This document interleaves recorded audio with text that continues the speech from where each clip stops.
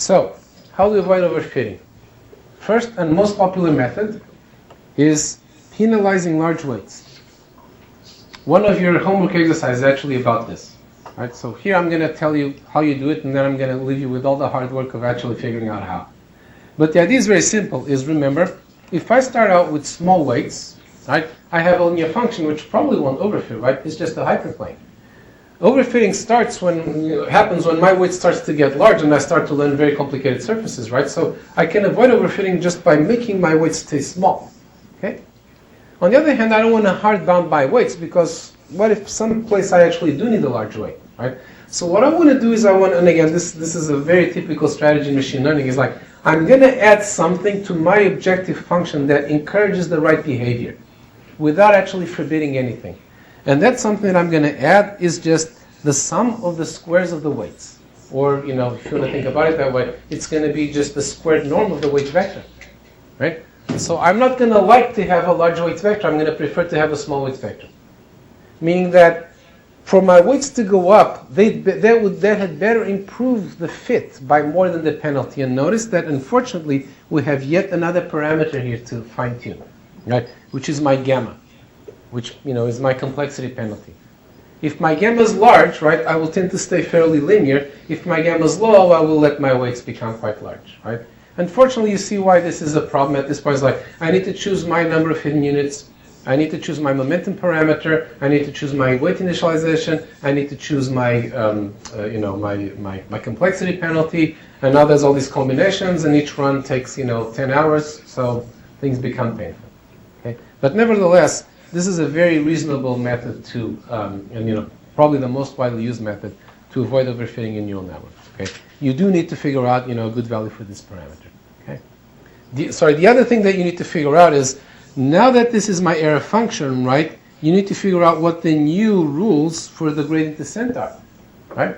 So what the exercise in your homework is take your, we did the derivation, right, for the weight updates with just this part.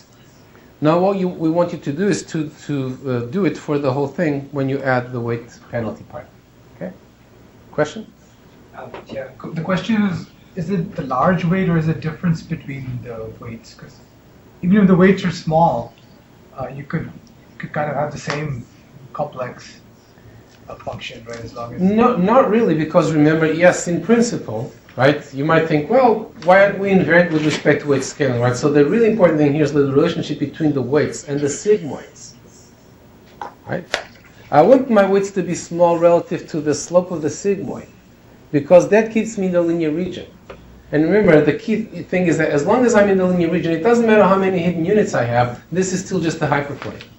And with a hyperplane, you're unlikely to overfit, unless it's a really, really high-dimensional hyperplane, which actually can happen, but let's not worry about that case. Okay? Okay, so a second idea, very devious one, is if you think about it, overfitting happens when instead of sort of like a smooth thing like this, right, I started really trying to fit all the data points very well, and then wound up with something that's like really trying to catch every point and is very jaggedy, right? Now, another way to look at this, which is like very natural if you come at this from the point of view of gradient descent and, backprop, is there's one, how would you characterize the difference between these two curves, right? One is kind of very smooth, right? And the other one jumps around a lot. But in terms of gradient, right, what this means is that the gradient here is always kind of low to moderate, right? And the gradient here can be very high, right? I can jump up and down, right? So the slopes are very different. Right? Here the slopes are small, but here the slopes can be very large. Let's look at this point here, right? At this point here, let me zoom in, right? Let's say that the true value was this, right? This is what I'm trying to fit there, right? This is my x and this is my y, right? And I'm doing this, right? Actually, at that point, my overfit function is actually getting things right. Nevertheless, just by looking at that point, I can figure out that this function is overfitting. You know how? Right? How would you figure out that this function is overfitting? Because the slope is very different from the real slope, right? The function is the same, but the slope is very different. Right? Actually, I didn't put the slope of the real function here, so let's say that the slope was close to the one that I had there before. Okay? So the value is right, but the slope isn't right, which means that the value, delta, x over is going to be wrong. Okay? So the other thing that we can do is not just use the values, the target values for training, but also use the target slopes, right? I have that information, so why not use it? Okay.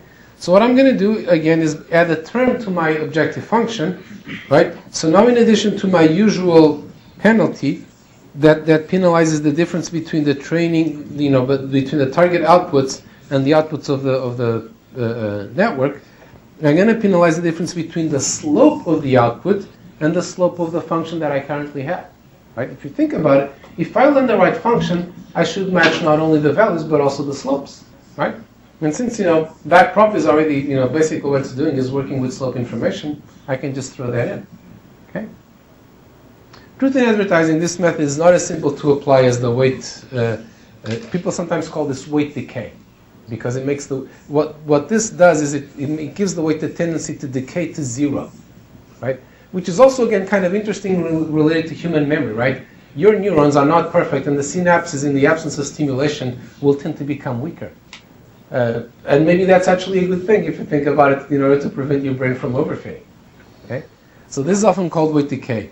This training on slopes is not as easy to do and is less popular, but nevertheless, for some things it's actually, for example, say you're learning a controller, right? You're doing something for robot control. Training on the slopes can be a very good thing because you want the function to be smooth, for its own sake as well. Okay? Here's a third method, weight sharing. Overfitting happens because you have too many weights, right? If you only had a few weights, no matter how nonlinear things get, you really can't overfit that much, right? The idea in weight sharing is that I will have a lot of weights, but I'm going to make them similar. And now you're thinking, well, but what is the point of having a lot of weights if they're similar? The point is that there will be weights on different inputs. Where this is used a lot is in things like vision problems. So for example, there's state-of-the-art networks for character recognition that do things like process checks and process zip codes for the post office. There's a retina, right? Where the digit appears, like there's an 8 here. And you want to distinguish 8s from 9s and so forth, right? And now what happens is so neural networks are very good for this, and after all, it's what your eye uses, right? Is a neural network in your brain. But you want to learn, you have to put units, with weights over all of the pixels, over all of the neighborhoods. Like there's going to be, a unit over here, a unit over there, right? And naively, you could learn different weights for all of them, but this is not going to work very well at all, because it's too many weights, too much garbage, too much noise. What you want to do is, you want to, put the same weights, reproduced everywhere in the image. So what happens is that, you have this little, template neuron or neural network, and you just copy it. You translate it over the image. For those of you who know signal processing, this is doing a convolution, and those are often called convolutional neural networks, right? So weight sharing can be very useful because in some cases that's actually what you want to do, is you want to have the same model shifted over, right? Another application for this is things like speech and whatnot. But then you want to share the weights among those because, you don't want to have too much freedom. Okay? So that's weight sharing. The final one is actually the earliest one. It's early stopping, right? Early stopping is what kind of you immediately think of when you look at a diagram like this is, well, what I want to do is figure out that I need to stop here, right? And, the way to do early stopping is, of course, you have a validation set, right? You're using the training set to learn your weights and using a validation set to decide where to stop, okay? Very simple idea, right?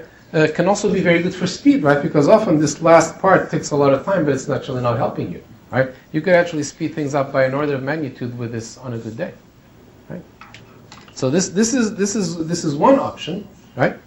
Now the interesting thing is that early stopping is actually equivalent to weight decay. Very surprising thing when people found this, right? For a while, both of these methods were around, and they tend to produce the same things, but that's because they were doing the right thing, right? But then someone actually figured out that these two things, at least in a proper setting, were formally equivalent. My question to you is why?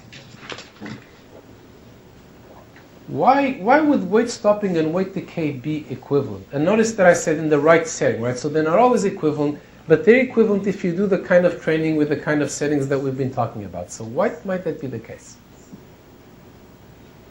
Let me give you a hint, right? They are the same if you do start with small random weights. If you start with large weights, they are not equivalent. So with that hint, why would they be equivalent?